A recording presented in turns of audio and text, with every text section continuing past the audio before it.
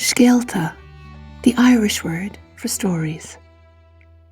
For our ancestors, storytelling around the hearth at night offered respite from the challenges of day-to-day survival, bringing them into the hidden world of imagination, psyche and spirit. These ancient Scéalta were passed down through generations, with Ireland's storytellers and poets revered since the earliest times. They stood at the threshold of the other world, weaving tales of magic, fairies, wonder and mystery.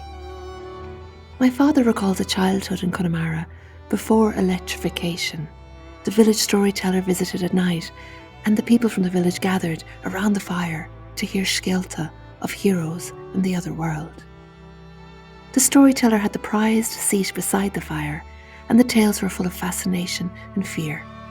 My father remembers times when the storyteller himself was sometimes frightened by his own Scéalta as he stepped out into the darkness after the night of storytelling and was returning home. In-depth psychology and psychotherapy, storytelling helps us make sense of ourselves and our lives.